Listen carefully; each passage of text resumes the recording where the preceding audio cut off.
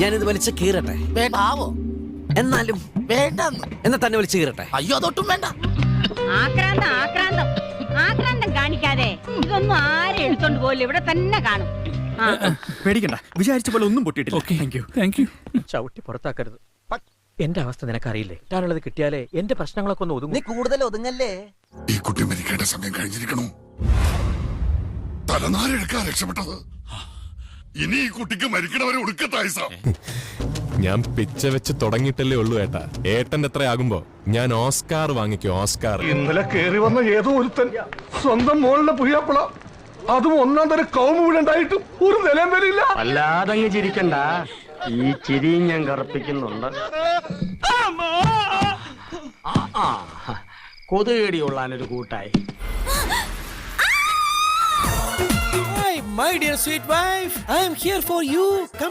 വെറുതെ വളവും വെള്ളവും കൊടുത്ത് ഭൂമിക്ക് ഭാരമായിട്ട് നിർത്തുന്നതിനാ? മരമായാലും മനുഷ്യനായാലും അതാ അതിന്റെ ധർമ്മം കാണിക്കണം. ഇല്ലാച്ച കടയോടെ വിഴുതെറിയാ, അത്ര തന്നെ. അതെന്നെ ഉദ്ദേശിച്ച് പറഞ്ഞല്ലേ? എനിക്ക് അങ്ങനെ തോന്നുന്നെങ്കിൽ അത് എന്റെ കുറ്റമല്ല.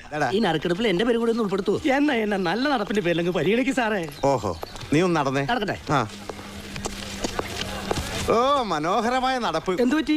പോയി പണിയെടുക്കടാ. അതല്ലടാ, ഇവൻ ഇവിടെ വെറുതെ നിന്ന് ജീവിതം പാഴാക്കണ്ടെന്ന് പറയായിരുന്നു. അല്ലെങ്കിൽ പിന്നെ ഒരു കാര്യം ചെയ്യ്, നീ എന്റെ കൂടെ കുടിക്കോ, ഞാൻ പഞ്ചറൊട്ടിക്കാൻ പഠിപ്പിക്കാം. പൊട്ടി 9 പൊട്ടി. ചിലപ്പോ ഇവരിങ്ങനെയാ. എന്താടാ സലാം വെക്കടാ? പഴയ ഗംഗാധരനല്ല, ബന്ധുക്കാരനാ. സലാം സാർ. കൊട്ടോറം ഞാൻ തന്നെ തിരിച്ചു പിടിക്കും. എന്താ അച്ഛനൊരു പുച്ഛഭാവം? ഒന്ന് ചുമ്മാ ഇരിക്കച്ചാ. ഇമ്പോസിബിൾ.